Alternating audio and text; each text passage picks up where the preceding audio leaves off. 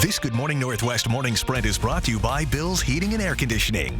It's 6:53, time to get you ready to take on your Thursday in the morning sprint. Well, have a cool start to the day. Mark Peterson has your forecast with what else you can expect. It's almost time for the 87th annual Greek Fest. Ariel Drayton is live with a sneak peek to help you plan your visit. But first, the West Bonner School District in Priest River held its first meeting since Superintendent Brandon Durst resigned. Let's get to Sydney Charles with the details.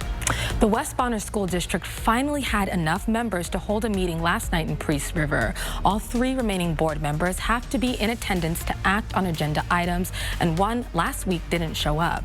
In less than half an hour, the school board made progress declaring a vacancy for 2 open positions and finalizing contracts for teachers. Superintendent Brandon Durst was at last night's meeting. His future was supposed to be discussed in an executive session, but that didn't happen. On Monday, he announced that he was seeking an amicable and fair exit as superintendent, serving until the board made a decision.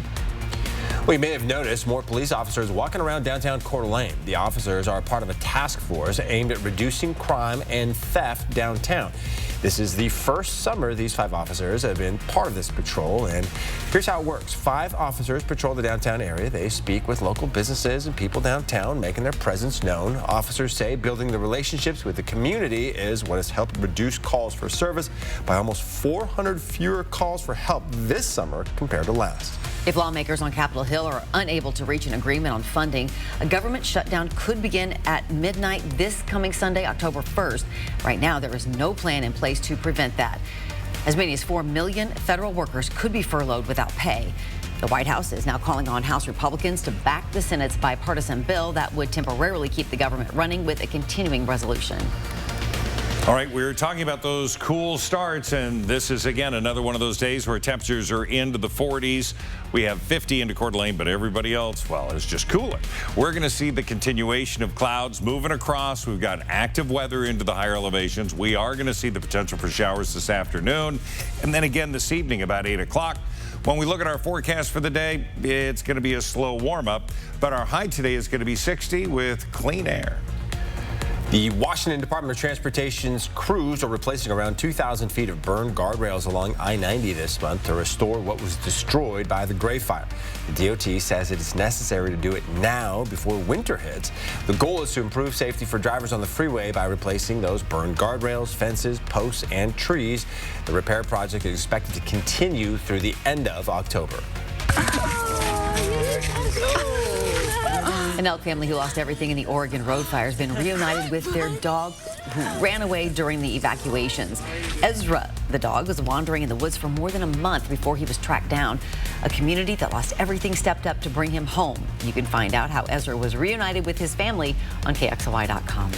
Around the Northwest, a bicyclist struck and killed in Tacoma is believed to be a targeted attack. A witness saw it all and called 911, describing how the driver left the road, crossed the fog line, went over the curb, going right at the victim, a 51-year-old homeless man who was walking his bike. The man died on the side of the road. Sheriff's deputies hope new video of the suspected vehicle will help in their search for the driver.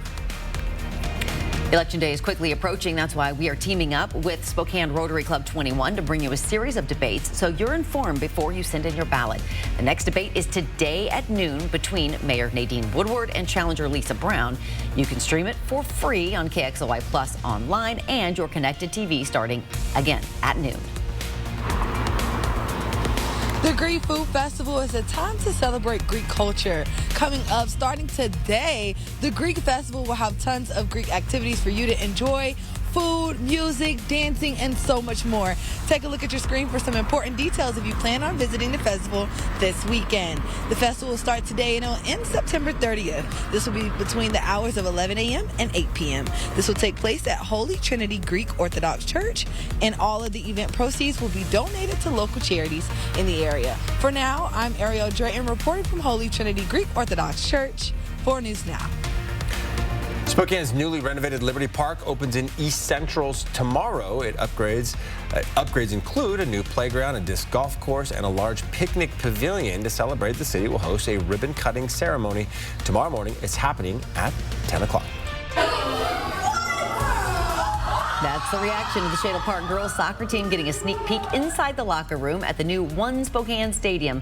The Highlanders will play the first match in the stadium today. You can catch the full half-hour report that we did on our website. It's on KXLY.com. Weather's next.